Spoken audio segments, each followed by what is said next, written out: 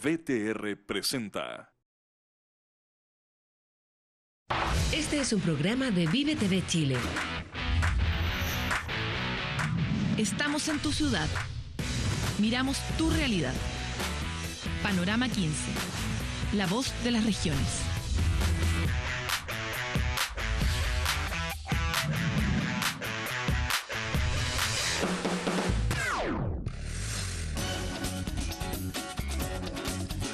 Estamos aquí otra vez en Panorama 15, bienvenidos todos. Siempre queremos tratar temas que nos gustan mucho, entre ellos, ustedes saben, hemos dado mucho tiempo, mucho trabajo, mucho corazón al tema multiculturalidad en Chile, que es sin duda uno de los grandes desafíos que tenemos como país.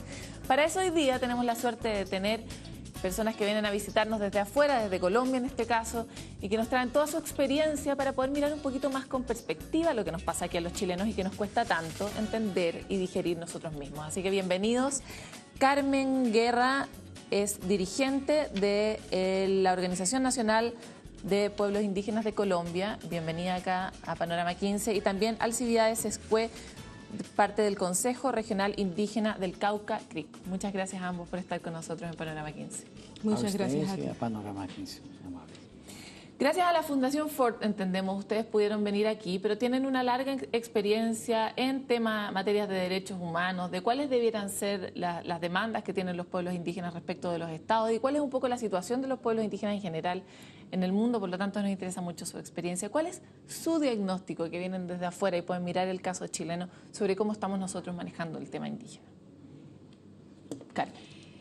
Bueno, en primer lugar, decir que nosotros percibimos el proceso mapuche como un proceso valiente de resistencia, un proceso importante de retomar ejercicios de pervivencia de lo cultural, pero también identificamos que hay resistencias que vienen de la legislación misma y de la misma Constitución chilena, y también hay resistencias que vienen de procesos históricos de discriminación y exclusión. Entonces, parte importante de este ejercicio que estamos realizando en este momento es intercambiar esas experiencias, poder trasladar lo que nosotros hemos podido construir en este proceso histórico del movimiento indígena en Colombia y que igualmente los mapuches nos puedan transmitir los conocimientos y las buenas prácticas que ellos tienen.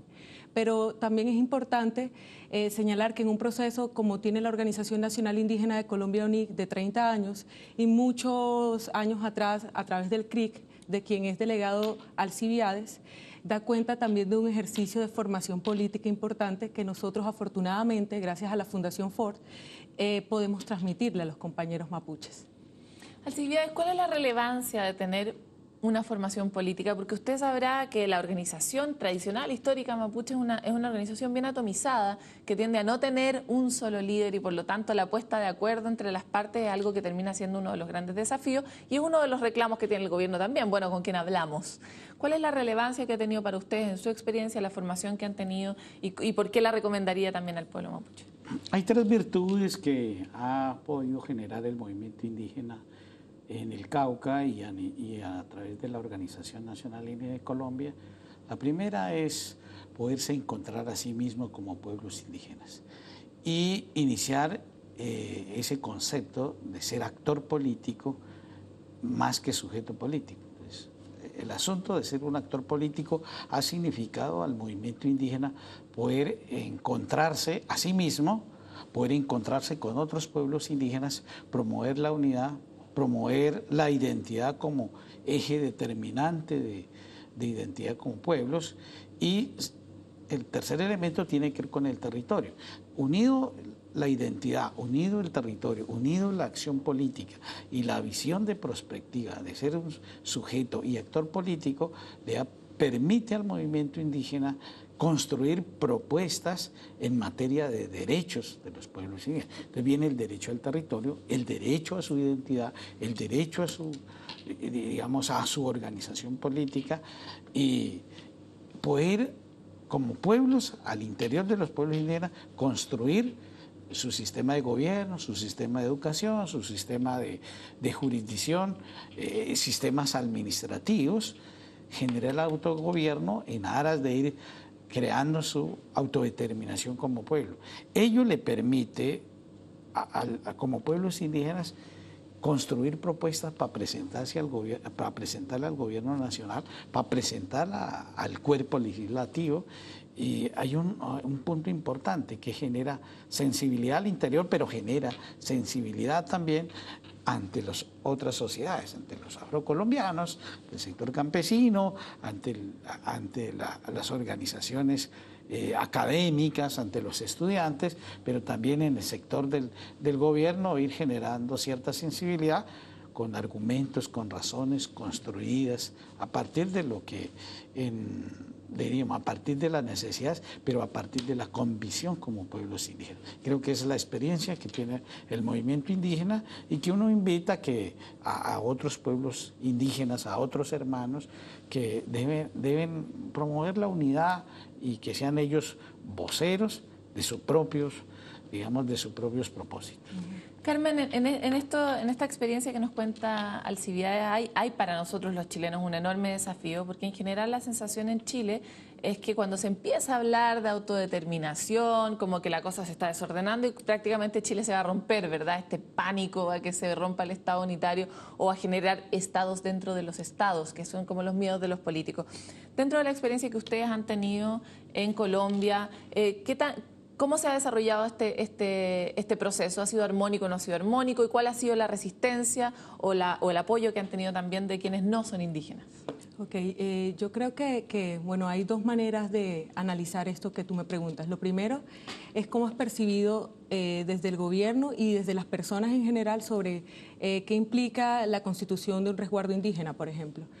Y en Colombia yo creo que con la Constitución de 1991 un poco se logró allanar, digo jurídicamente, el tema de que existe un país pluriétnico y multicultural, que es lo que no tiene la Constitución chilena. Y una vez que partimos de este supuesto, y que además constitucionalmente se reconocen las entidades territoriales indígenas, partimos de supuestos jurídicos que nos permiten avanzar, ¿cierto? Que es en parte uno de los grandes problemas y una de las grandes resistencias que existen acá en Chile para poder avanzar en el asunto. Pero la segunda cosa es que tampoco es absolutamente sencillo en Colombia. Nosotros tenemos como uno de nuestros principios y ejes estructurales el control territorial, que no implica que nosotros vamos a ser actores armados, como a veces nos han estigmatizado, sino que vamos a tratar de resguardar el equilibrio a través de la implementación de justicia y del ejercicio del gobierno propio. Esto, claro que genera resistencia, sobre todo en cabeza del Estado colombiano. Claro que puede generar resistencias. ¿La ha generado? La ha generado. Incluso hay resistencias en torno a la Guardia Indígena, que es nuestra estructura por excelencia de control territorial. Obviamente, esto no va como una rueda suelta, sino que va articulado con una autoridad indígena, con prácticas espirituales tradicionales y ancestrales que fortalecen toda la práctica indígena en el territorio. Pero hay otra situación que es importante mencionar, y es que históricamente esto ha sido un proceso de años. Históricamente la estigmatización ha generado que se utilicen estrategias por parte, bueno, de intereses de tal vez personas, y no, en realidad no personas, del mismo Estado, que nos pone a discutir entre sectores sociales. Por ejemplo, en Colombia puede ocurrir que campesinos e indígenas estén en un mismo territorio y que haya conflictos. Eso ocurre también, entiendo yo, acá con los compañeros mapuches. ¿Cómo se resuelve esto?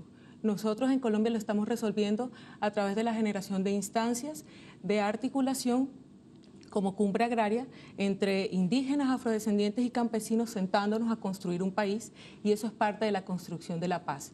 La paz no solo está en La Habana, la paz no está en manos solamente de la FARC, la paz no está solamente en manos de los delegados del gobierno nacional, está en manos de la sociedad civil, de las víctimas, de las personas que somos la realidad de Colombia. Ahora, yo creo que una de las cosas en las que se puede avanzar, y que creo que ya se está dando la discusión, es comenzar a reconocer la existencia del otro en Chile. Acá los chilenos prácticamente son una religión, un color de piel, y esos estándares restringen el acceso real al territorio, el acceso real a los derechos. El convenio 169 de la OIT está ratificado acá en Chile. Es cuestión de implementarlo en la realidad. ¿Y cómo se implementa? Bloque de constitucionalidad puede ser una herramienta idónea, pero también reconociendo en la cotidianidad de cada uno de los chilenos y chilenas que existen otras personas que piensan distinto, pero que también son chilenos. Sin duda. Bueno, ahí han expuesto ustedes brevemente, básicamente, todos los dolores que tenemos los chilenos en torno a nuestros temas de pueblos originarios, etcétera. Por lo tanto, queremos avanzar un poco sobre cómo se han implementado estas cosas, porque básicamente la receta la hemos escuchado, la hemos leído, entendemos que suscribimos al convenio de 269, pero cuando esta cuestión hay que llevarla a la práctica es donde aparecen los problemas. Preguntas que me surgen respecto de lo que ustedes hablaron. Por ejemplo, este ejército o esta guardia indígena de la que habla Carmen, ¿cómo se implementa en el territorio y qué resultados ha tenido en relación, por ejemplo, a quienes están inmediatamente al lado, que me imagino que son los campesinos? Mira, hay un asunto. En Colombia se reconoce la lógica muy particular de los pueblos indígenas. Desde la Constitución, De la digamos. Constitución. Entonces, es sagrado el derecho privado en Colombia, pero la Constitución reconoce que el derecho colectivo de los pueblos indígenas también es sagrado. ¿Y cuál es más sagrado? Porque la ley siempre se hace esa pregunta. Ambos son legítimos. Y la cultura ha conducido. ¿Qué es lo que ocurre? La Constitución reconoce esas dos lógicas, pero genera un intermedio, que es la interculturalidad, que es la jurisdiccionalidad, que es el diálogo permanente. Entonces viene un segundo, es el diálogo interno de los pueblos indígenas, es el diálogo de las organizaciones indígenas con la institucionalidad, con el Estado, es el diálogo de las organizaciones indígenas con el campesino, con el afrocolombiano, con la academia, sobre propósitos comunes. En Colombia nunca se ha planteado de republiquetas ni independizarse, no. Dentro del Estado, el proyecto Estado-Nación, nosotros ser un actor sujeto de derechos.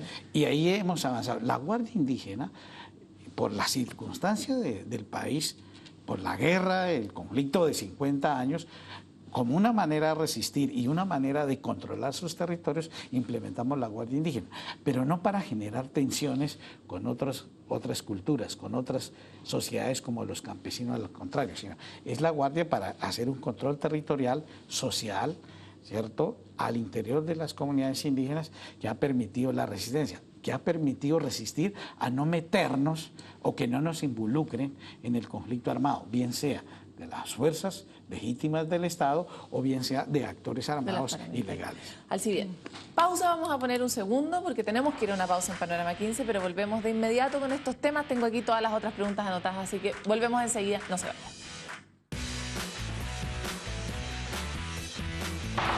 Panorama 15, la voz de las regiones. Panorama 15, la voz de las regiones. Como les comentábamos, estábamos revisando experiencias internacionales, pues la verdad ya estamos en el punto donde el diagnóstico lo hemos hecho y vuelto a hacer y vuelto a hacer y vuelto a hacer, pero necesitamos entender cómo se hace la tarea, cómo se hace la pega bien hecha, como decimos aquí en Chile. Así que, Alcibiades, para poder avanzar un poco sobre lo que estábamos comentando antes de salir a la pausa, nos gustaría que nos aclararas un poco cuáles son los términos, el trabajo efectivo de la Guardia Indígena para poder meternos en el imaginario de lo que ustedes viven cotidianamente. La Guardia Indígena es, desde el saber ancestral, es una manera del control social, es una organización exclusivamente civil, caracterizada como indígena, desde la concepción de la ley de origen. Nosotros como pueblos, la Guardia ha permanecido en el tiempo, solo que hoy se ha visibilizado como un actor, no es un actor armado, es un actor humanitario. No tienen armas. No tienen armas. Resguardan políticamente y espiritualmente al pueblo.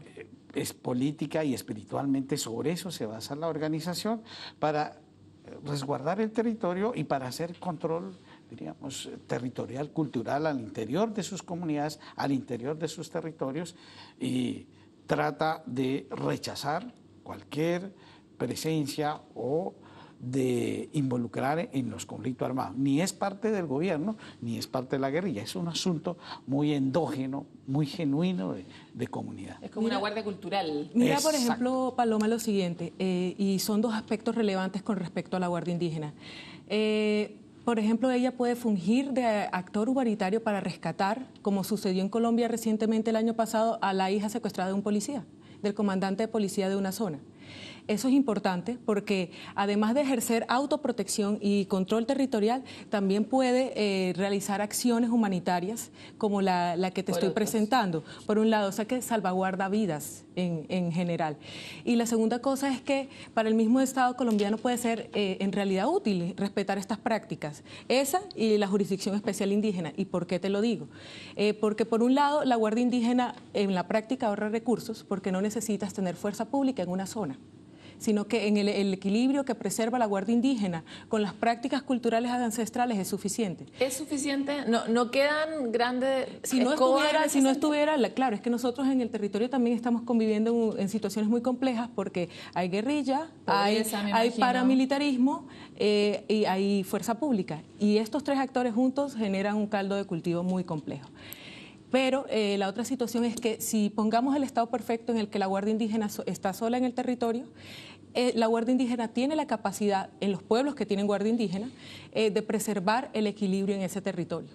Y además, obviamente, como te digo, eso implica un ejercicio mancomunado con la autoridad indígena, las autoridades espirituales, para que haya un equilibrio real. Pero también implica garantías para que la jurisdicción especial indígena, que es un derecho reconocido constitucionalmente, se pueda implementar. Y es que la autoridad pueda ejercer justicia al interior del territorio y que esta decisión se implemente de manera autónoma, lo cual implica también ahorrar recursos porque la rama judicial no tendría que recargarse con los problemas de los pueblos indígenas. Ya, avancemos sobre esta línea. Primero que nada, aquí en Chile se está planteando por distintas voces esta necesidad, por ejemplo, de generar escaños reservados en el Congreso. ¿Eso ocurre o no ocurre en Colombia? ¿Y qué efecto ha tenido o no ha tenido sobre la política?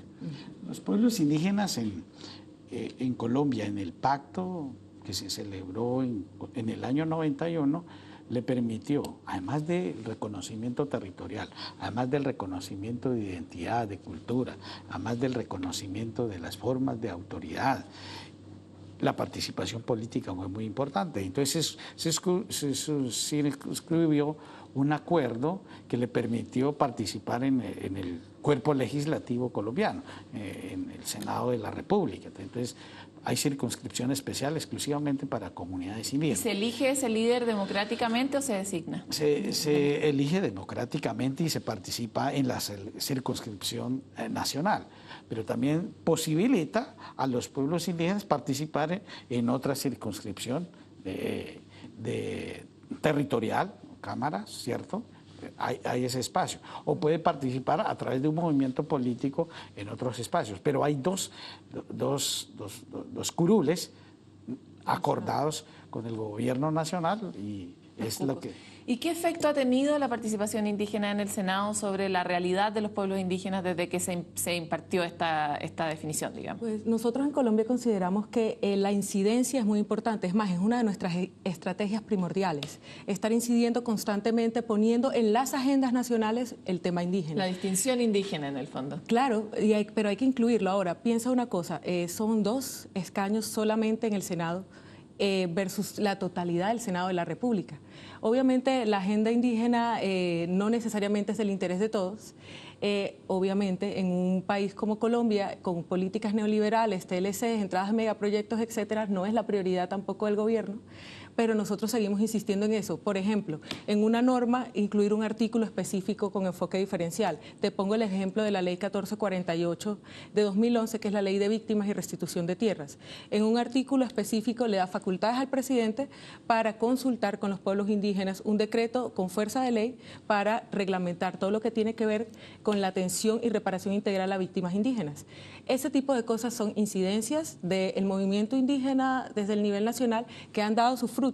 Como te digo, no todo es perfecto. Colombia no es un país perfecto. Si en efecto se implementaran sus normas y la Constitución, tal vez seríamos un país en paz. Pero en este momento lo que queremos como movimiento indígena es, 1, seguir consolidando todos los procesos que se están llevando a cabo en torno a los diálogos en La Habana y a la construcción de paz. Y 2, seguir incidiendo para que los temas indígenas con un enfoque diferencial se sigan presentando ya desde el Estado colombiano y que nosotros podamos tener garantías reales. En síntesis uno encuentra que además de los senadores indígenas en en los espacios legislativos que defienden la agenda indígena, el movimiento indígena ha generado sus propios espacios. Entonces tiene mesas de territorio, mesas de concertación con el gobierno, negociación, y tienen mesas de derechos humanos. Entonces hay espacios propios liderados del movimiento indígena. Entonces los delegados, los senadores están articulados al proceso indígena. Tercero, ¿qué es lo que ocurre? Lo que ocurre es que el movimiento indígena genera con otras organizaciones sociales los propios espacios de diálogo, de discusión. Hay tensiones entre el movimiento indígena, pero lo resuelve en los espacios propios, a través de una agenda. El diálogo en el movimiento indígena es histórico. Entonces, eso ha permitido poder mantener los derechos, avanzar en los derechos y ser muy en perspectiva, tratar de discutir temas que son estructurales, que viven todos los pueblos indígenas. Mira, Paloma, que Alcibiades te acaba de describir, primero la incidencia, segundo los escenarios de diálogo, tercero la unión con otros sectores sociales, pero hay otro punto muy importante. Los pueblos indígenas en Colombia apelamos constantemente al derecho a la protesta social y a la movilización, que denominamos mingas. Nuestras mingas, que son conceptos mucho más trascendentales, implican que cuando ya hemos allanado muchos escaños, ya hemos conversado con el gobierno, nos hemos sentado en mesa permanente de concertación, tenemos acuerdos concretos y se incumplen, nosotros seguimos igual exigiendo derechos porque nosotros eventualmente tenemos que lograr que se materialicen los acuerdos suscritos con el gobierno. Si no se materializan, nosotros apelamos a un derecho que es de carácter fundamental y reconocido en estándares nacionales e internacionales. Carmen, avancemos un poco sobre un tema que aquí en Chile es uno de los grandes temas, que es el territorio y las tierras. Me imagino que cuando empezó todo el reconocimiento, cuando se reconoció constitucionalmente el Estado de una forma multicultural, plurinacional, etcétera, habrán surgido temas de tierras. ¿Cómo se resolvieron y qué tipo de receta podrían darnos a los chilenos en torno al enorme tema que tenemos con las tierras en el sur? El origen de la resistencia y la organización indígena en Colombia partó principalmente a partir de la tierra y el territorio. Una, porque en Colombia se constituyeron resguardos indígenas a partir del derecho indiano, que se promovió en los años 1560, el año 1600, y en 1700 se fueron consolidando resguardos, que la corona española le otorgó a los pueblos y comunidades indígenas en Colombia. Sobre esa base, luego hubo una colonización y se estaba desapareciendo los resguardos, el marco jurídico negaba eso, entonces los pueblos indígenas retomaron y el territorio se volvió esencial, porque el territorio para los pueblos indígenas hay dos concepciones, una es la casa y dos, el territorio es la madre, y por eso ella tiene vida como nosotros también tenemos vida. A partir de eso, ¿qué es lo que le hemos planteado? Uno es que se preserven los resguardos indígenas, dos, se le dé el reconocimiento íntegro de la propiedad colectiva de esos territorios. En la Constitución colombiana se reconoció la propiedad colectiva del territorio, se circunscribió que son territorios inalienables, imprescriptibles, inembargables. O sea, ahí hay una seguridad jurídica que nos ha permitido poder avanzar. Y ese reconocimiento de ninguna manera es segregación del Estado, del proyecto Estado-Nación. Todo ello le permite reafirmar. Y en particular, Paloma, hay un asunto que el pueblo indígena, la organización y el pueblo indígena en Colombia están ayudando a construir país. Y es resolver nuestros problemas, pero también ayudar a que el país mejore en todos los campos. Les queremos agradecer que hayan estado en Panorama 15, se nos acabó el tiempo, pero nos encantaría que cuando estén aquí vuelvan a traernos también su experiencia. Muchas gracias, Pablo. Hasta aquí llega este capítulo. Como verá, hay tantas perspectivas en el mundo como humanos, por lo tanto deberíamos aprovechar y aprender un poco más de nuestros vecinos o de los que están aquí en Latinoamérica y han tenido experiencias que nosotros tenemos que recorrer y que ya han recorrido. Nos vemos muy pronto en otro capítulo. No sé.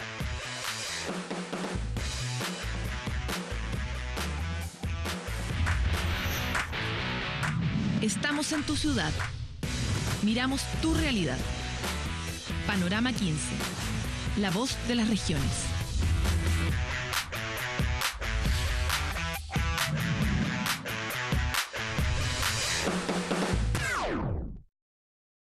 Esta fue una presentación de BTR.